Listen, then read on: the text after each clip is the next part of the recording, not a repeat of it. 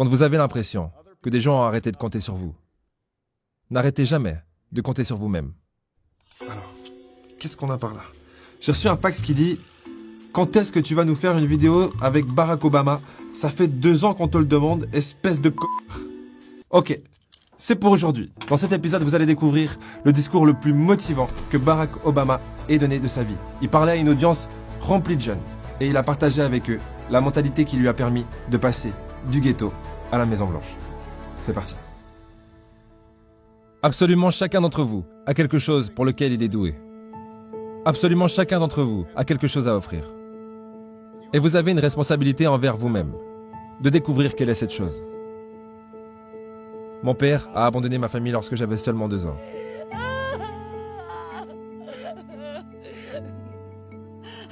J'ai été élevé par une mère célibataire qui devait travailler et qui avait parfois de la peine à payer les factures. Elle n'était pas toujours en mesure d'acheter les choses que les autres enfants avaient.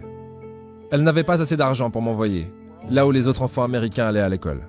Mais elle trouvait qu'il était important pour moi que je suive une éducation à l'américaine. Donc elle a décidé de m'enseigner des leçons extrascolaires elle-même, du lundi au vendredi. Mais vu qu'elle devait aller au travail, le seul moment où elle pouvait le faire, c'était à 4h30 du matin. Maintenant, comme vous pouvez l'imaginer, je n'étais pas vraiment contente de devoir me lever à 4h30. Très souvent, je finissais par m'endormir sur la table de la cuisine. Mais à chaque fois que je me plaignais, ma mère me jetait un de ses regards et me disait « Ce n'est pas une partie de plaisir pour moi non plus, mon petit gars. » Il y avait des moments où je souffrais de ne pas avoir de père dans ma vie. Il y avait des moments où je me sentais seul et j'avais l'impression de ne pas m'intégrer. Donc je n'ai pas toujours été aussi concentré que j'aurais dû l'être à l'école. J'ai fait des choses dont je ne suis pas fier et j'ai été dans plus d'embrouilles que ce que j'aurais dû. Ma vie aurait pu très facilement tourner au cauchemar. Mais j'ai eu de la chance. J'ai eu beaucoup de deuxième chance. J'ai pu aller à l'université, faire une école de droit et suivre mes rêves. Ma femme, la première dame, Michelle Obama, elle a une histoire similaire. Aucun de ses 2 parents n'a été à l'université et ils n'avaient pas beaucoup d'argent. Mais ils ont travaillé dur et elle a travaillé dur pour s'assurer qu'elle puisse aller dans les meilleures écoles de ce pays. Certains d'entre vous n'ont peut-être pas ces avantages. Peut-être que vous n'avez pas des adultes dans votre vie qui vous donnent le soutien dont vous avez besoin. Peut-être que quelqu'un dans votre famille a perdu son travail et que vous manquez d'argent. Peut-être que vous vivez dans un quartier où vous ne vous sentez pas en sécurité. Où vous avez des amis qui vous poussent à faire des choses que vous savez ne pas être bien. Mais au final, il n'y a aucune excuse pour ne pas essayer. L'endroit où vous vous trouvez actuellement ne détermine pas où est-ce que vous finirez. Personne n'a écrit votre destin à votre place. Est-ce que ça vous est déjà arrivé d'envier quelqu'un qui avait plus d'avantages que vous dans la vie? Si c'est le cas, ce n'est pas grave, mais vous pouvez arrêter tout de suite. Parce que les avantages se transforment en désavantages et les désavantages se transforment en avantages. Celui qui a de la chance n'a pas de chance. Et celui qui n'a pas de chance a de la chance. Pourquoi? Parce que plus c'est dur, mieux c'est. Une des pires réincarnations humaines, à mes yeux, c'est naître en tant que fils de riche. Si vous êtes un fils de riche, tout est déjà fait. Vous vivez dans l'ombre de vos parents. Et quoi que vous fassiez, on vous dira « Mais de toute façon, c'est normal, t'avais de l'argent, tes parents t'ont aidé, c'est trop facile pour toi. Moi aussi j'aurais réussi si mes parents étaient riches. » Et vous devrez faire 10 fois mieux que votre père pour être valorisé. Et même là, on vous dira « Mais c'est parce que vous avez eu de l'argent au départ. » Tandis que si vous avez rien, imaginons 50 Cent, il part de rien, il se reçoit 9 balles. Il est dans la merde.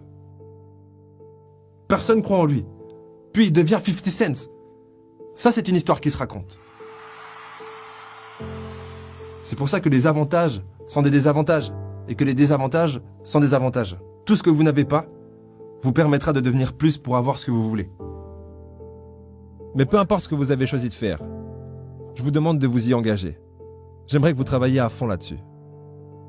Je sais que des fois, les médias peuvent vous donner la sensation que vous pouvez devenir riche et plein de succès sans travailler dur. Que votre ticket vers le succès sera le rap, ou le basket, ou devenir une star de télé-réalité. Mais il y a beaucoup de chances pour que vous ne deveniez rien de tout ça. La vérité, c'est que d'avoir du succès, c'est dur. Et vous ne réussirez pas dans tout ce que vous entreprendrez la première fois que vous essayerez. Et ce n'est pas grave. Souvent les gens qui ont connu le plus de succès dans le monde sont ceux qui ont connu le plus d'échecs. J.K. Rowling, qui a écrit Harry Potter. Son premier livre, Harry Potter, a été rejeté 12 fois avant qu'il ne soit finalement publié. Michael Jordan a été rejeté de son équipe de basketball au lycée. Il a perdu des centaines de matchs et a loupé des milliers de tirs au panier dans sa carrière. Mais il a dit une fois, « J'ai échoué encore et encore dans ma vie. Et c'est pour cette raison que j'ai réussi. » Here's Michael at the foul line. A shot on Elo. Good! The Bulls win! Ces gens ont réussi parce qu'ils ont compris que vous ne pouvez pas laisser vos échecs vous définir. Vous devez laisser vos échecs vous apprendre quelque chose. Vous devez les laisser vous montrer ce que vous allez devoir faire différemment la prochaine fois. Lorsque vous tentez quelque chose de nouveau, si vous êtes fort dès le départ, ça s'appelle la chance du débutant. Et ne vous y attachez pas parce que ça ne va pas durer. Ça me fait penser, il y a une phrase dans la Bible que j'adore. Elle dit « Laisse le faible dire « je suis fort ». J'adore cette phrase parce qu'elle marche pour tout. Si vous commencez le basket, laissez le mauvais basketteur dire « je suis bon ». Laissez le mauvais chanteur dire « je suis bon ». Ça marche pour tout. Et lorsque, à l'époque, je voulais devenir chanteur, mais je chantais pas trop bien. J'étais plutôt fort pour écrire des textes et enregistrer en studio parce qu'il y avait de l'autotune, mais j'étais pas Maria Carey, quoi. Et je me posais cette question, est-ce que, pour moi, il est vraiment possible d'atteindre un niveau dans le chant ? Est-ce que mes cordes vocales ont la capacité d'atteindre un niveau proche de Maria Carey ? Bon, franchement, je pourrais trouver un autre exemple que Maria Carey, mais vous voyez ce que je veux dire. Et j'arrêtais pas de douter. Mais la solution se trouvait dans ces deux étapes. Petit 1, laissez le faible dire « je suis fort ». Laissez-moi croire que c'est possible. Petit 2, se mettre au boulot pour s'assurer que ça va le devenir. Et ce qui est marrant, c'est que dernièrement, je suis tombé sur cette vidéo d'Ed Sheeran, qui va vous faire écouter de quel niveau il a commencé, avant d'atteindre le niveau pour lequel vous le connaissez tous. Tiens-moi.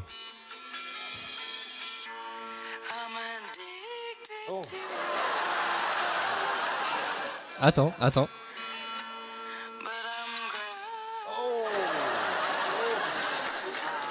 Tu sais quoi? Je me suis entraîné. Après ça, tu t'es entraîné. Ouais, et tu sais, j'en avais probablement besoin.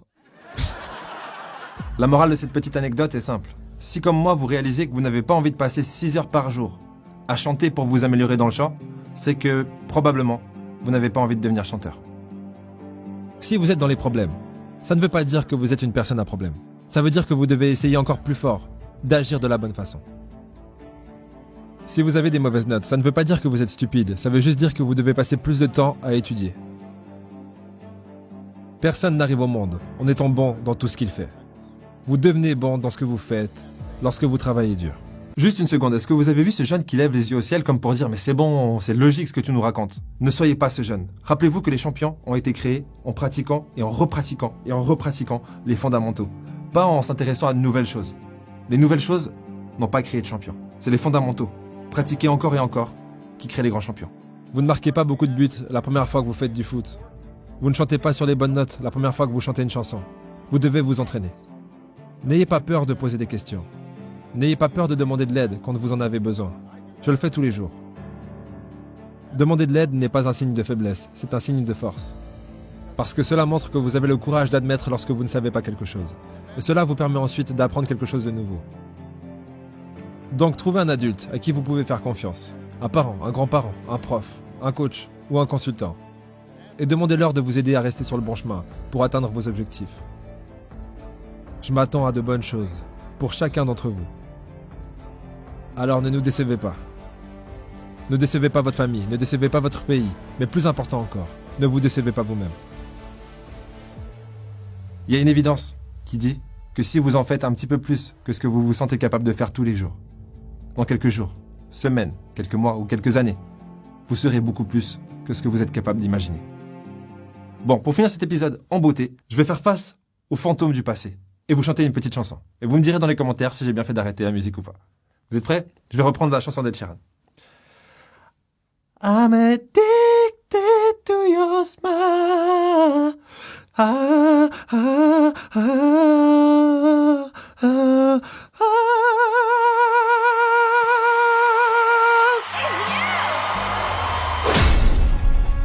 J'ai bien fait d'arrêter la musique.